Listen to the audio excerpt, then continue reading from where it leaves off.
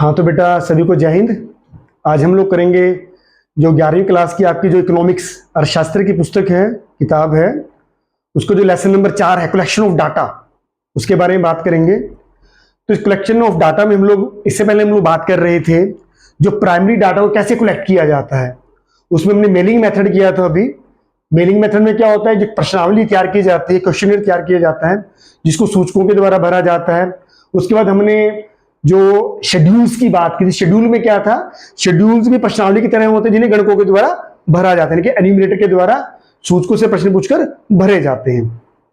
तो आज हम शुरू करेंगे प्रश्नावली तथा अनुसूचियों का निर्माण तथा उनके गुण। हाँ तो मेरे बेटा जैसे भी हम लोग बात की थी, जो प्रश्नावली होती है, प्रश्नावली तथा अनुसूचियां, जो प्राइमरी डाटा, जो प्राथमिक आंकड़े इकट्ठा किए जाते हैं, प्राथमिक आंकड़े इकट्ठा करने में इन विधियों का बड़ा ही महत्वपूर्ण योगदान है। इनका बहुत ही ज्यादा महत्व है। जब भी हम लोग प्राइमरी डाटा इकट्ठा करते हैं तो ज्यादातर हम लोग प्रश्नावली या अनुसूचियों का प्रयोग करते हैं। ठीक है, तो बेसिक डिफरेंस क्या होता है इनमें बेटे, प्रश्नावली और अनुसूचियां होती है कि जैसी है, प्रश्न भी एक ही जैसे होते हैं। फर्क सिर्फ इतना सा होता है कि जो प्रश्नावली होती है, जो सूचना देने वाला व्यक्ति है, सूचक है, इन्फॉर्मर है, उसके द्वारा प्रश्नावली भरी जाती है। जबकि जो अनुसूचियां होती हैं, ये अनुसूचियां गणकों द्वारा जो सूचक होते हैं उनसे प्रश्न पूछकर, जो न्यूमरेटर है वो स्वयं अपने आप अनुसूचियों को भरते हैं। ठीक है बेटा, तो प्रश्न एक जैसे ही रहते हैं। उम्मीद आपको समझ में आया होगा। फिर दोबारा मैं देता हूं, प्रश्नावली और अनुसूची में कोई फर्क नहीं होता, प्रश्न एक जैसे ही रहते हैं। प्रश्नावली में जो सूचना देने वाला है प्रश्नों के जवाब अपने हाथों से भरता है, जबकि अनुसूचियों में उन प्रश्नों के उत्तर गणकों के द्वारा भरे जाते हैं। ठीक है, तो अब हम लोग बात करेंगे qualities of a good questionnaire, अच्छी प्रश्नावली के गुण क्या होते हैं।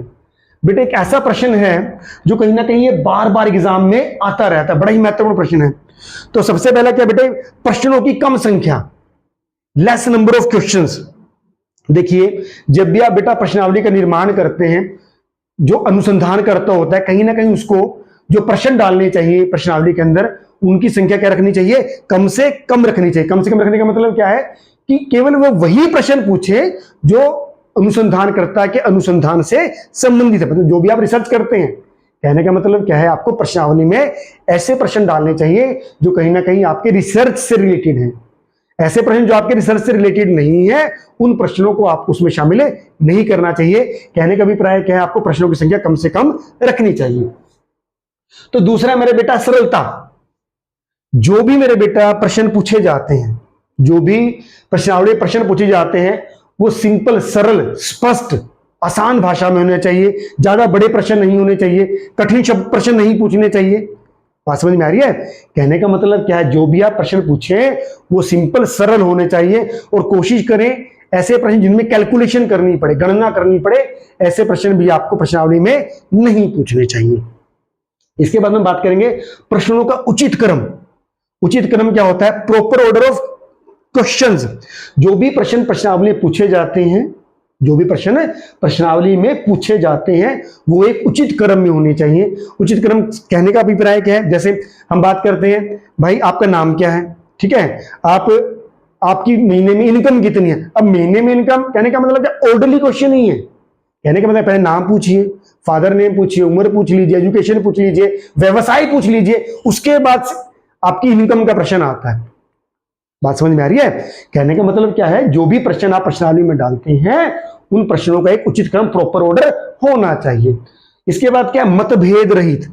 मतभेद रहित क्या होता है बेटे, आपको प्रश्नावली में ऐसे प्रश्न डालने हैं जिसमें किसी प्रकार कोई मतभेद ना हो। कहने का अभिप्राय क्या है, जो सूचक है, जो सूचना देने वाला है, बिना किसी पक्षपात के आसानी से सभी प्रश्नों के जवाब दे सके। आपको ऐसे प्रश्न उसमें डालने चाहिए। कहने का अभिप्राय क्या है, प्रश्नों में किसी प्रकार का मतभेद, डिस्प्यूट नहीं होना चाहिए।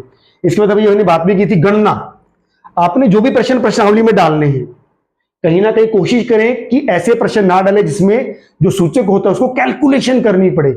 जहां तक कोशिश हो सके, जो एन्यूमरेटर होता है, गणक होता है या अनुसंधान करता है, कैलकुलेशन उसे स्वयं कर लेनी चाहिए, उसको सूचकों पर नहीं छोड़ना चाहिए। क्यों? अगर सूचकों को गणना करनी पड़ेगी, कई बार जो गणना करनी नहीं है या करना नहीं चाहता, तो बेटा फिर प्रश्नावली आपको लौट कर वापस नहीं भेजेगा, है ना? क्योंकि कैलकुलेशन करते हुए लोगों को प्रॉब्लम होती है। तो कैलकुलेशन वाले क्वेश्चन आपको मत डालें तो अनुसंधानकर्ता को गणना स्वयं करनी चाहिए। इसके बाद हम बात करेंगे अनुचित प्रश्न नहीं होने चाहिए। अब अनुचित प्रश्न क्या होते हैं बेटे?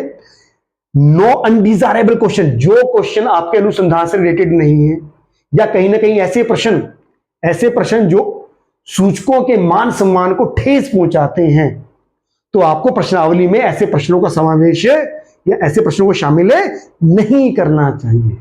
ठीक है ना? जो अगर सूचकों के मान सम्मान को ठेस पहुंचाएंगे ऐसे प्रश्न, तो कहीं ना कहीं वो प्रश्नावली को भरेगा ही नहीं। अगर गणक जाता तो उसके जवाब नहीं देगा, है ना? तो आपको ऐसे प्रश्नों से बचना चाहिए जो अनडिजायरेबल क्वेश्चन होते हैं। इसके बाद पूर्व परीक्षण, मार्गदर्शी सर्वेक्षण या प्री टेस्टिंग पायलट सर्वे। बेटे प्रश्नावली का बड़ा महत्वपूर्ण पार्ट है ये जो प्री टेस्टिंग पायलट सर्वे। इसमें क्या होता है, जब भी आप एक प्रश्नावली का निर्माण करते हैं तो कोशिश करें कि 2, 4, 5 लोगों से उस प्रश्नावली को भरवाकर देख लीजिए। ठीक है ना? जब आप उसको इनिशियली 2, 4, 5 लोगों से भरवाते हैं, अगर कोई उस समय कोई समस्या आती है तो फर्स्ट स्टेज पर ही प्रश्नावली में करेक्शन की जा सकती है। बात समझ में आ रही है? कहने का मतलब क्या है, जो भी आप प्रश्नावली का निर्माण करते हैं उसको पहले से ही प्री टेस्टिंग कुछ लोगों पर कर लेनी चाहिए, ताकि कोई भी समस्या है उसका समाधान आरंभ में ही किया जा सके। ठीक है? इसके बाद क्या निर्देश क्या होते हैं? जो भी आप प्रश्नावली भेजते हैं, गणों को देते हैं या भरने के लिए डाक विधि के माध्यम से भेजी जाती है, तो स्पष्ट निर्देश होने चाहिए इस तरह के कि आपको इस प्रश्नावली को इस प्रकार से भरना है, इन्हीं प्रश्नों के जवाब देने और इस प्रकार से देने। कहने का मतलब क्या है, प्रत्येक क्वेश्चन को लेकर प्रश्नावली को भरने के लिए स्पष्ट निर्देश दिए जाने चाहिए। इसके बाद कह रहे हैं सत्यता की जांच। ये भी बड़ा महत्वपूर्ण भाग है प्रश्नावली का। सत्यता की जांच क्या होती है? जब भी बेटा आप लोग प्रश्नावली का निर्माण करते हैं, तो कहीं ना कहीं आपको ऐसे प्रश्नों को भी इसमें शामिल करना चाहिए जो प्रश्न आपके जो अपने कुछ प्रश्न पहले पूछे गए हैं, उन प्रश्नों के आंसर जो सूचक देता है, उन प्रश्नों की भी पुनः से टेस्टिंग हो सके, उनकी सत्यता की जांच हो सके कि जिन प्रश्नों के जवाब सूचक ने पहले दिए हैं क्या वे आंसर सही हैं या नहीं है। ठीक है?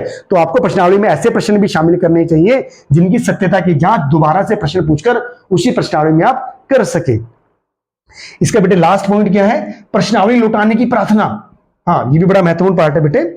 जब भी आप एक प्रश्नावली तैयार कर सूचकों को भेजते हैं, ठीक है ना, तो कहीं ना कहीं उनको आपको रिक्वेस्ट करनी होती है कि प्लीज इस प्रश्नावली को भरकर हमें वापस भेज दीजिए। जो भी सूचना आप हमें प्रोवाइड करेंगे उस सूचना को गुप्त रखा जाएगा। गुप्त मीन्स उसको हम रिवील नहीं करेंगे। केवल और केवल जो सूचनाएं आपसे पूछी जा रही है केवल और केवल हमारे अनुसंधान के लिए है।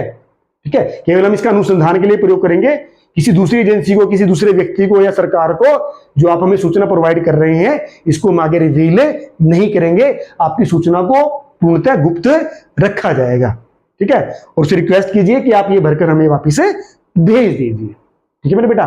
बड़ा आसान सा प्रश्न था। उम्मीद है आपको समझ में आ गया होगा।